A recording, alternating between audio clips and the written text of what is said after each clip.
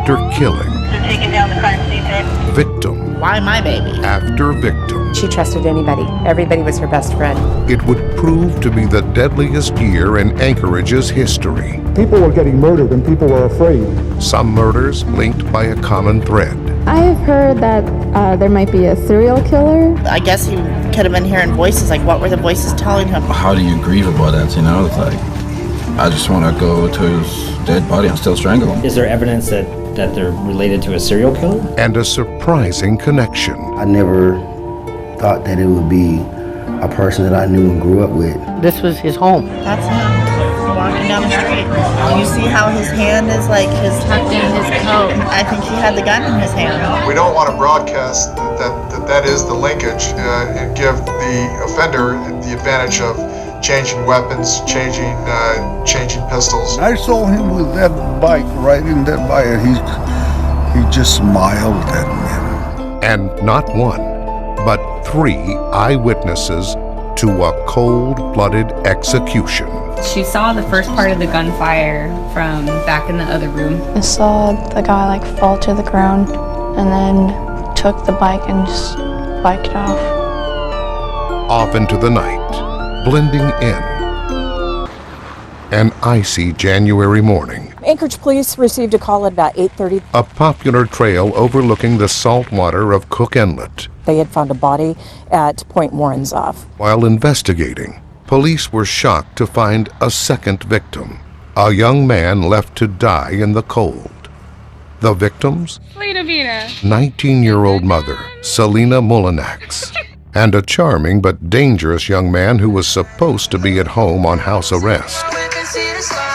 Oni Aber Morissette, with no witnesses. We just need closure. Some type of closure. And little to connect the victims. That was the first I'd ever heard of going out there. Mm-hmm. I never heard of the kid she was with that night either. The case went unsolved as winter turned to spring to summer. Across Anchorage, the news of more killings followed. At least 3 people were inside the South Anchorage home where a man was shot and killed today, and what the occupants described as an attempted home invasion. Good evening, everyone. We have developing news at this hour. Anchorage police are at the scene of a fatal shooting in South Anchorage. In most cases, there were soon suspects, arrests, answers. He is charged with murder and tampering with evidence. They were having words of some type, back and forth, back and forth. He called police to report that his girlfriend was not breathing. Today, 37-year-old Jeffrey McCracken is accused of killing her. And then, another early morning discovery on another picturesque walking path. 7:40 a.m. on July 3rd. A cyclist spots 2 bodies lying on a trail near the outskirts of downtown. We had gotten a tip from someone who was camping and said that they were walking their dogs. They had heard what they believed to be 6 shots. The dead included Brianna Foisey, a sometimes homeless 20-year-old with a learning disability. But when it came to music, she could remember anything. Who loved to sing.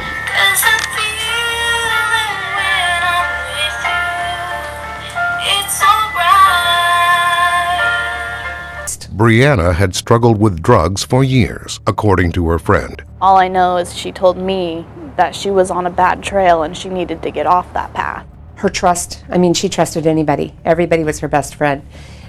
She had a really hard time seeing a dangerous situation for what it was. The other victim, 41-year-old Jason Netter, who lived on the street too, sleeping, hidden in a junkyard, only 2 blocks from the trail where he died. You guys lived in here?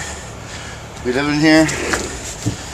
It looks like someone already took the barbecue grill that we had. Was this kind of the living place for you and Jason for many years? I've been in this connex for like 3 years with Jason. Just like the January double murder that began the year along a coastal trail, police had few, if any, leads. We do not have any suspect information to release at this time, nor have we made any arrests. Stating once again, there is no apparent connection between the victims of this July killing. We do know that they knew one another. As far as the exact extent of their relationship, we don't have that information at this time. Though detectives found plenty of surveillance video from the area, not a single frame showed the killer.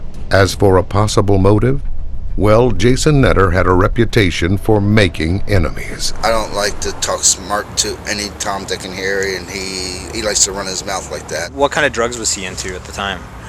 Meth, heroin, spice, marijuana, alcohol. His mouth gets him in a lot of trouble. And Anchorage had its fair share of trouble. Gangs responsible for so many killings in the 1990s were once again making their presence known in the city. Police used social media accounts, including these, to document evidence in criminal cases being prosecuted. Anchorage, like many cities in the country, was also in the grip of a heroin and opioid crisis. Was Netter's death a drug deal gone bad? Brianna Foisey, an unlucky bystander. He has a handful of enemies for doing crappy deals. Friends thought so, like former roommate Gary Lose, who said Netter sometimes walked the long way to the nearby soup kitchen to avoid people he had crossed. Perhaps a motive. Yet the case remained unsolved. With that first incident on Post Road with the double homicide, we don't have a whole lot of evidence gathered, particularly from that scene. And then, just 3 weeks later, at 3 a.m. on July 29th, another outdoor murder. 21-year-old Travion Kendall Thompson is gunned down on a lonely street bordering the woods. He was house sitting for my sister.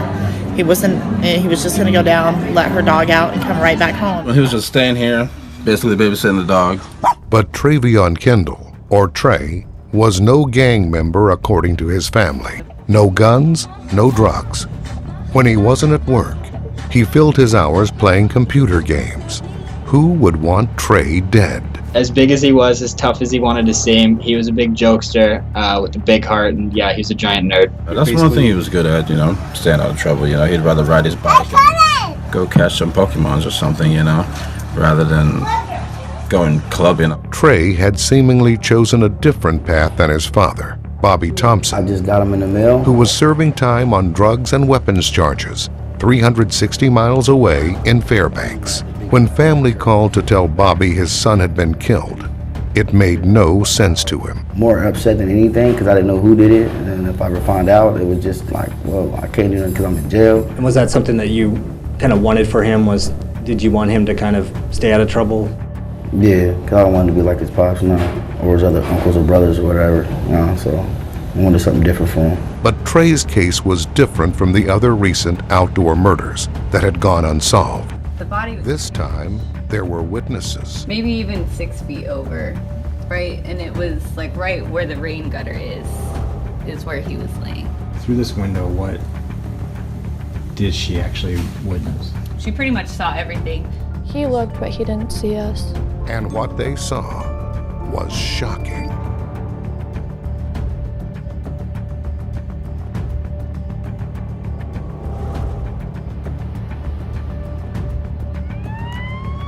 Friday, July 29, 2016. Already 17 murders in Anchorage in only 8 months, a record pace.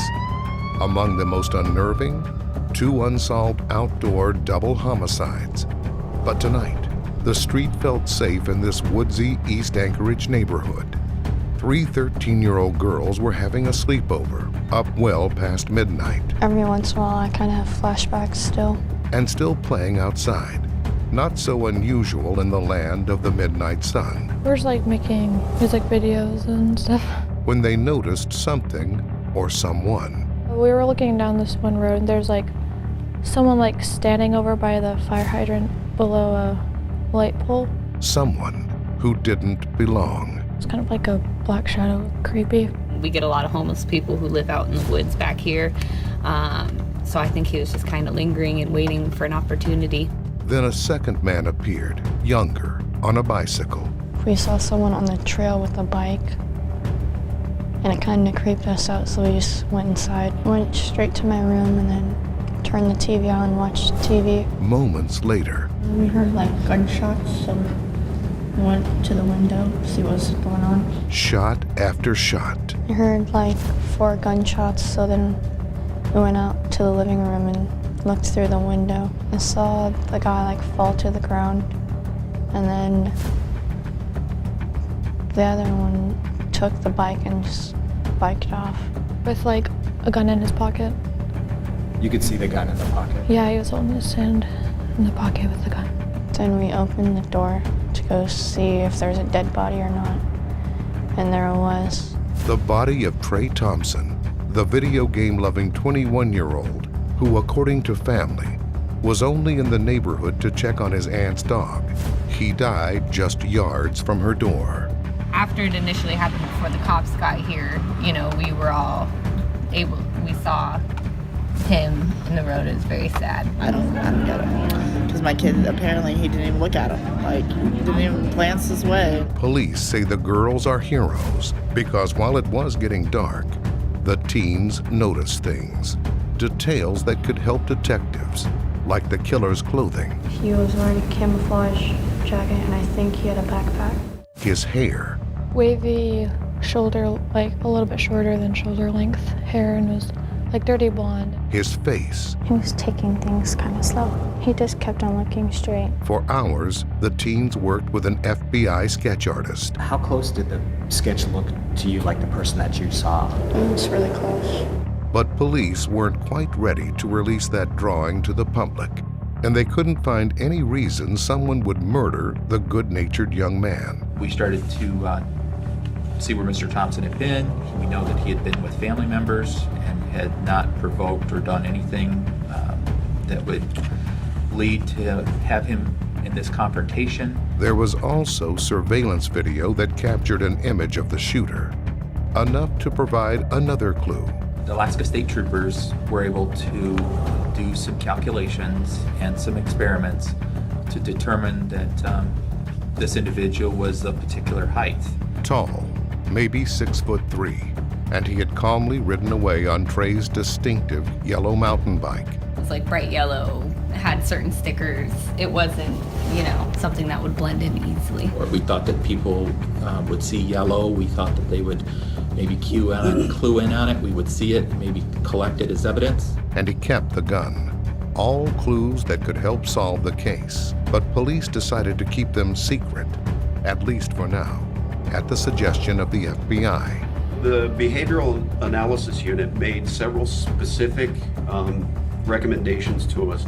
In a rare interview, FBI criminal profilers sat down with us to discuss their involvement in the case. In this particular instance, as we do with many serial cases that we get involved with, our advice was to not broadcast this as a series. Specifically that it was attributed to a single offender. Despite the clues and a sketch, weeks passed without an arrest in Trey's murder. Families mourned, while Anchorage residents grew more and more uneasy. And then just 1 month later, on August 29th, they are opening up the area at the trailhead. 2 more bodies found outdoors, this time in the middle of a beloved public park in the heart of Anchorage, named Valley of the Moon. 34-year-old Kevin Turner had recently become homeless. Mr. Turner was sitting in the pavilion area and was attacked. He was shot. I think he was just sitting there working on his, with his socks and shoes and stuff, and he was probably minding his own business, and he was shot one time. Kevin's brother, Billy Ray Turner. We're so devastated that somebody had taken his life. And it hits us all so deep, that somebody could do such a terrible thing in the city. My brother was my hero. The other victim, 25-year-old Bree DeHuson, was a local activist. At midnight, when the law goes into effect, we have as many people as we can sitting outside of City Hall. Seen here in 2011 while protesting a city law banning the homeless from sitting on city sidewalks. He was just a really gracious, near-perfect human. And it's going to be really hard for me to fathom how something evil could have been bestowed upon him. Police believe he was simply passing through the park. Traveling down the trail and not associated with Mr. Turner at all. He had done that route 100 times. And was likely just shot from a distance. 2 days later, after the latest double homicide, police finally issued a public alert using an online platform known as Nixle, telling Anchorage residents to be extra aware of their surroundings and to avoid traveling alone at night in parks, on bike trails, or unoccupied streets. What were Alaskans to think? Chief, recently there was a Nixle sent out, kind of a cryptic Nixle. There's nothing unusual about this. We advise and try to keep the community informed as best we can. Should the average person in Anchorage be worried? Are these tied together in any way? We need the community's help so much. But there was a strategy at play, police later revealed. We wanted to provide that warning for folks, and we wanted to make sure that we kept the integrity of the investigation so that the gun was not disposed of. Police Sergeant Slav Markiewicz is the longest-serving homicide detective in Anchorage. He says loose lips sink murder investigations. Is there evidence that they're related to a serial killer? We are investigating, and again, any talk about the serial killer speculation. I don't want to use the word trust, but you have to believe that we are doing our best to solve it. Anchorage police had already reached out to the FBI's Behavioral Analysis Unit in Quantico, Virginia. There, profilers recommended sending out the warning, but keeping important details of the case secret. And that was early in the investigation in which we weren't quite sure if it was a series, and in this situation, we felt that it was probably a better avenue to not link them and not create that additional stir in the media. But on social media and in conversations with local news reporters, people who claim to have friends or acquaintances in law enforcement told a different story. My doctor just told me there's a confirmed serial killer right now. He's friends with the detective on the case. All the recent killings since the beginning of the year of 2 people at parks, coastal trails, and secluded areas have been done the same exact way by the same 9mm gun. I feel as if it's important for all my friends to be aware. What's next? Fears boiled over at a neighborhood meeting with police at the very same park where 2 bodies had recently been discovered. People are getting murdered and people are afraid. Are we actually safe? It doesn't feel safe. We really feel for you, and we're here tonight for you. If you say don't go out then we've failed as a society. We've given up our public space. It's tough out there. It really is, and you got to look out for yourself, and we got to look out for each other. I have heard that there might be a serial killer. The worst thing we can do is speculate and cause rumors to go about. Impatience grew, and Trey Thompson's mother took to the streets to find answers and justice. We went through all the homeless camps. We went straight to people's camps, opened them up, look, hello. I was determined to find him. She and her sisters were out at all hours. I would confront random people. Every guy that kind of matched the description that they said, I would follow them. With little concern for their own safety. I didn't care. Yeah. And I seen, what's his name? James. Mandy Primo says she spotted the man she believed to be her son's killer walking near the neighborhood of Airport Heights. I seen him walking down the bar. He went into that bank. I sat across the street by the Alaska Regional Hospital. I crossed over. I sat in the bank parking lot, and he kept staring at me. I called the lieutenant, and I told him, I said, dude, I know this is the guy. I know this is the guy. And I had my son in the car, and I was tempted to go up to him and say something, and he's like, you have your baby in the car. Don't say nothing to him. He's dangerous. Don't say nothing to him. I'm like, dude, I feel it in my heart. This is the guy. And I got my son's picture on the back of my truck, so I know he knew who I was. And he started walking back up the hill. I got pictures in my phone, and it looked like he had the gun in his hand. How did you know it was him? Was it just purely from the sketch? I just felt it. Something came over me, and I felt it. That's him walking down the street. And you see how his hand is like tucked in his coat, like it's longer than I think he had the gun in his hand. And I didn't care. I did not care. I already told the cops I was going to plead insanity. Trey's Aunt Randy lived in a nearby neighborhood. One day, a man who had recently started living across the street walked up to her. He came up to her and was like, sorry for your loss. And she had no clue. Randy had no clue that the man in front of her that day trying to console her, was in fact a serial killer. Closer than anybody thought. By the end of the year, his surprising identity finally revealed. Looking at the sketch, it doesn't look nothing like the guy that Bobby knew when we were kids. Nothing.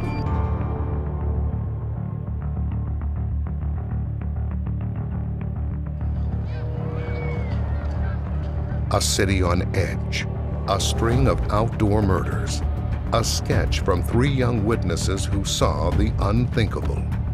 But they weren't the only ones who felt uneasy about what they had seen. You know, you can get a feeling of somebody that's not friendly. Richard Reyes lives in Airport Heights. When I saw him with that bike, riding that bike, he just smiled at me. I called the police department, yeah, hotline.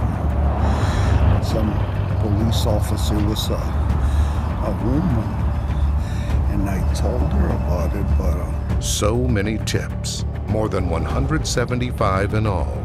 So many potential leads. Were police looking for multiple suspects? Or was it the work of a serial killer? And if so, FBI profilers gave police insight into who they might be dealing with. They noted, for example, 2 of the killings occurred in places frequented by the homeless. One of the things that we had from the behavioral analysis unit is that it was probably somebody who was at least on the fringes of either the homeless or the social service kind of mental health profession field. After all, it wouldn't be the first time a serial killer prowled Anchorage. Bakery owner Robert Hansen hunted Anchorage women in the 1970s and 80s, killing at least 17, raping many more. Joshua Wade admitted to killing 5 people beginning in 1994. Oh, I was there just a year or so ago. Handyman Israel Keys is believed to have used Alaska as his home base to plot murders here and in other states. Israel Keys was an exception where he actually planned. It wasn't spur of the moment, and he did that over the years in different parts of the country. Was it possible another serial killer was on the loose, taking aim on Anchorage's parks and trails? The most compelling evidence detectives had. Really, through this whole investigation, that is absolutely the only clue that we had. Ballistic reports had so far been kept confidential. The only thing that we had at this point was the gun. We don't want to broadcast that is the linkage and give the offender the advantage of changing weapons, changing pistols. But police knew by now what the public feared. 5 outdoor murders, 3 different locations, all of them committed using the same .357 Colt Python revolver. A relatively rare kind of a gun, so it was unique. We had to hold that close to our vest because if it's disposed of, then if we did capture someone on another case, we would never be able to link the cases together. Not to mention the same gun was used in all of the homicides. That was pretty smart. The killer, after all, was probably listening. People who commit these serial crimes keep an eye, and in fact, we've been able to verify that our suspect was watching the news and monitoring things that were going on in the investigation. What we do know from our experience with the behavioral analysis folks is that we don't want to provoke these people. As for the double homicide that began the year on that cold January morning at Point Warrenzoff, police eventually cracked that case, unrelated. But that still left 2 double homicides and the murder of Travion Kendall Thompson unsolved, all taking place within 2 months and a 6-mile radius, all now tied to the same weapon, wielded by a man witnesses had seen in East Anchorage, the man in the sketch. Is this person out there waiting to strike again, or do they have him narrowed down? Do they even have suspects? It would prove to be a chance encounter that eventually broke the case.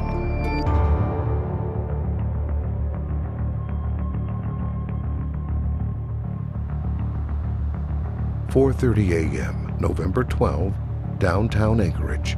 2 months after the double homicide at Valley of the Moon Park, a 911 call to police. A report of a cab defraud. In other words, somebody took a cab ride, didn't pay for the cab, and split and left the area. A 38-year-old patrol officer, Arn Solau, checked it out. Driving downtown, he spotted a man in the early morning darkness. Walking down the sidewalk that was in the area, kind of in the general area of where our suspect would be, commanded him to stop. Sir, Anchorage Police, can I get you to stop? But the man kept walking. Officer Salau eventually turned on his overhead lights, and I think the suspect probably thought he was cornered at that point. 11:30, does it want to stop? I'll try to come off here at Hope Depot.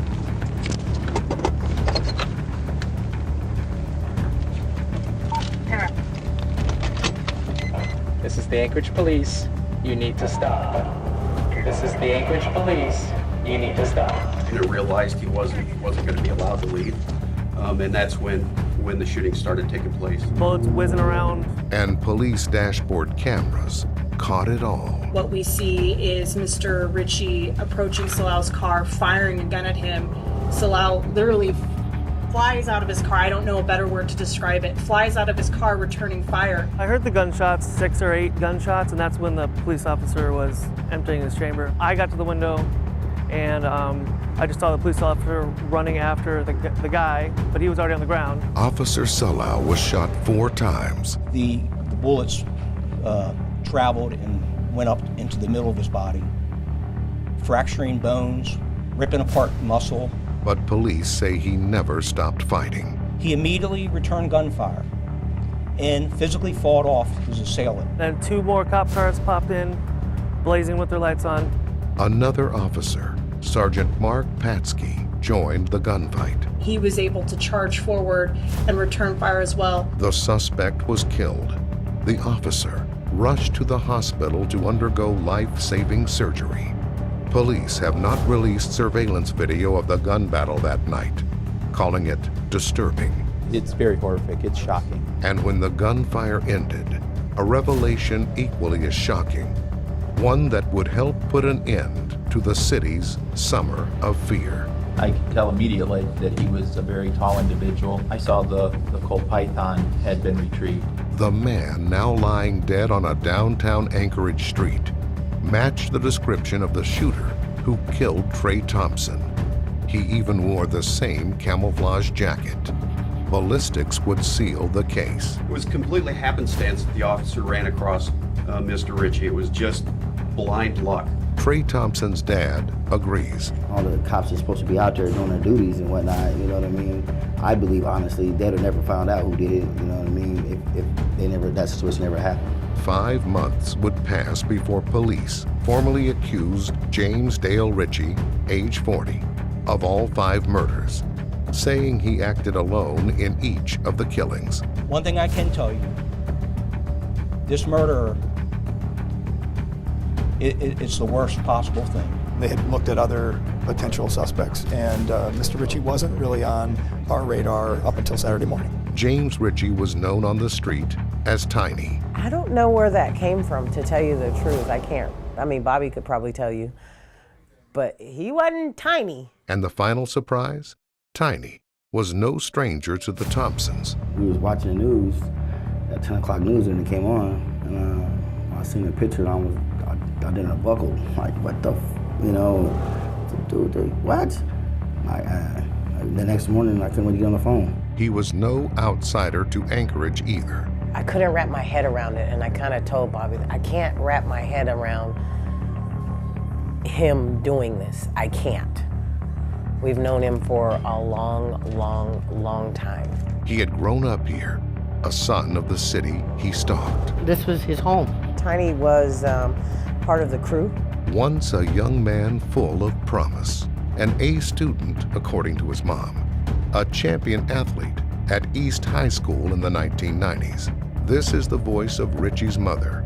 He was a good student. He played sports. He was constantly busy in activities and had planned to leave and go to college. Ritchie even played high school football alongside future NFL player Mao Tosi, also winning a state basketball title with future NBA player Trajan Langdon. And the police officer that Richie shot, Officer Arn Salau, also attended the same high school. He was a freshman the year Richie graduated. Came home and something happened. I don't know what. Old friends struggled to make sense of it all. Just because he had that gun doesn't mean that all those murders that happened with it were from him. They have a substantial amount of evidence that said that this was this individual. They're not going to do that. Do I believe that it was Tiny? Yes. Bottom line. I think the unresolved anger and the disbelief comes from he's already dead, and there's nothing we can do about it. Got a good supportive family out there. Bobby Thompson, Trey's father, couldn't believe the man he once knew as Tiny killed his son. He was cool, man. He was my brother Quincy's best friend. Childhood friends, more like family. Did he ever live with your family? Did he ever stay? Yeah. He did live with you guys? Yeah, days, weeks, whatever. Whenever he wanted to come over out, he'd come over. That's my mom's son. She loved him. Tiny held his son. There's pictures of Tiny holding Bobby's kids. Tiny left and went to wherever he went for college. So for him to come back to Anchorage and, you know, go through all that, it just doesn't make sense to me. No one could have guessed how James Ritchie's life would unfold. Despite his smarts, 1,200 on the SAT, and his athletic abilities, Ritchie had a dark side, which his mother addressed in a 1998 court case against him. I didn't even want to be around him. I didn't want him in my house. I just felt like he was just a time bomb waiting to either be killed or to be in jail for the rest of his life. But what pushed James Dale Ritchie to kill not once, but 5 times?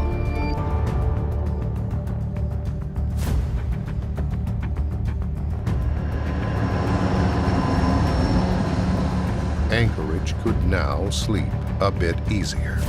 The man accused of shooting and killing 5 people at local parks, trails, and empty streets was now dead. But who was James Dale Ritchie? How did the life of this once star athlete go so wrong? Police say his motive died with him, leaving only memories and hints behind. This is where I first met him. This is what he looked like. Relics of a dream derailed. State championships, good friends, respect. But there were also stories of violence. You know, these kids pit their pit bulls together for fights and stuff, you know. Or I remember he told me one time that one of his dogs, or somebody's dog, got a hold of a rabbit and killed it. And when he told me about it, it was just like his mom. He was crazy looking when he said it. A lawyer who represented James Ritchie in a late 90s drug case is heard telling the judge that Ritchie tried, but failed, to join the football team at a West Virginia university. He was a young man who, even though his grades weren't excellent, scored 1,200 on the SATs. And even though junior colleges and small colleges were recruiting him to play ball, he felt that he wanted to play Division I ball. Ritchie declared chemical engineering as his major. He didn't set easy goals, his lawyer said. He found himself on the East Coast at a school in which he wasn't playing ball and started struggling and basically quit going to class. And when he fell short, he returned to Alaska, tumbling headfirst into a life of drugs and crime. In 1996, Ritchie was charged but not convicted of promoting animal fighting. Ongoing accusations followed of dealing crack cocaine and theft. The kids sold drugs off and on. That's something that, you know, is knowledgeable. They all did it. And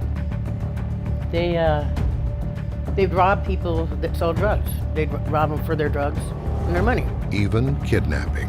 He was involved in a drug invasion, or a drug-related, apparently home invasion robbery, and kidnapping, in which he was involved with taping up a completely innocent person when that robbery went astray. In a 1998 letter asking for leniency while facing felony drug charges, Ritchie told a judge he wished he had gone to a small school and played sports. "I lay in bed every night thinking about how I've ruined my life," Ritchie wrote. Then I sit up crying, wishing I could go back to when I was in high school. Despite his rap sheet and the fact he sometimes carried a handgun, friends never thought Richie capable of murder. He was a good-hearted person that he loved people. He's a cool dude to hang out with. That's not him. That's not his get down. That's not his MO. Most of them, to have a weapon or a strap as it would be only for show. Most of them weren't clappers. Placed in a situation, they would probably fight versus shoot someone. To old friends, he was only dangerous to himself. His own mother admitting she was relieved when Richie spent months behind bars in his early 20s. It meant he was off drugs and off the streets, she told the court. I thought he was safer in jail than he was in the street. But after years spent in and out of prison and halfway houses, Richie moved back in with his parents, who now lived in Virginia. And for a while, he seemed to flourish. Broadway, Virginia, a small town of farms and churches. This is just a quaint little place, people to live in. Nice neighborhoods, nice people. Next door neighbor, Alan Hottinger. We never called him Tiny, we always called him James. Super nice guy. Hottinger was impressed with the confident, capable Richie, so eager to help. My daughters, when they went to school, had an issue with computers, they'd rely on James, and James would just jump in there and help them out. Even if Richie wasn't always the first to speak. Not very outgoing, but I mean, when you would speak to him, he would speak, and he'd carry on the conversation and stuff with you. Richie took classes at nearby Blue Ridge Community College, earning an associate degree when he was 37 years old. He wanted a chemical engineering job, and like I said, he was just super intelligent. He went to college, he straightened his life up really good. There was even a relationship. Had a girlfriend, I guess, and they split up, and that kind of soured him on wanting to stay down there, I think. But by early 2016, Richie had returned to Alaska. He always missed Alaska.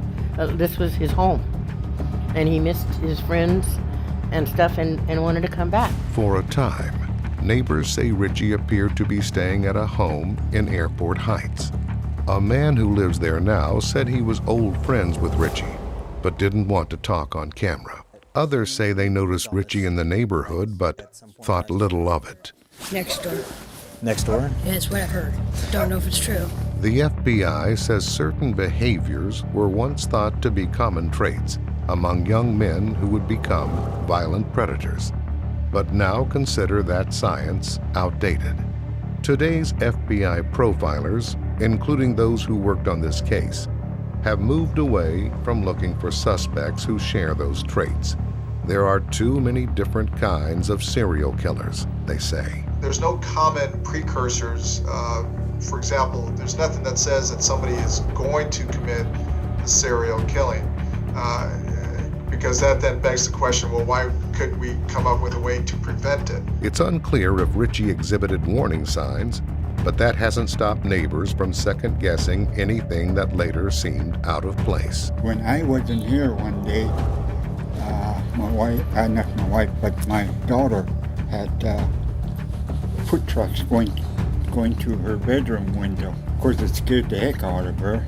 While court records indicate Richie had at one time taken antidepressants, police have not yet divulged whether doctors ever diagnosed him with a mental illness. Acquaintances in Alaska say Richie's family had described his odd behavior in the time leading up to the killings. But those family members declined to be interviewed by the media. I knocked on the door and a man answered, said no thank you, and closed the door and locked it. So it's clear to me that they don't want to talk today.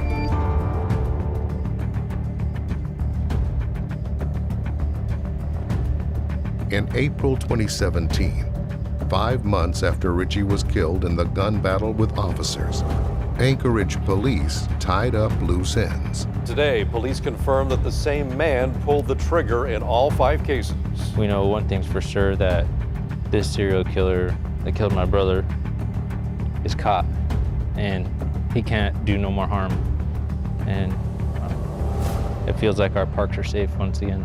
Yet questions still remain. I can't wrap my head around him doing this. He came home and something happened. I don't know what. Why my baby? Police could not or would not offer a motive. They just think he was a highly disturbed individual. That's kind of one of the things I've had to come to terms with, is that, him being gone, we will never know. Others say motive doesn't matter. This man had no heart. He had no feelings for people around him, and he killed for fun. Just for fun, like a sport. I think it was more so, serial killer's mind, being a predator. He saw the opportunity and he took it. Fear now subsiding. No matter the reason, there was now a chance for closure. I didn't have to worry about someone going around shooting people anymore. People like that are better off, not in the world anymore. So I think it's, in a way, almost a blessing that the cop was able to, get him, because he caused a lot of harm and a lot of heartbreaking stuff for a lot of people, Almost like a relief feeling that I don't have to worry about it.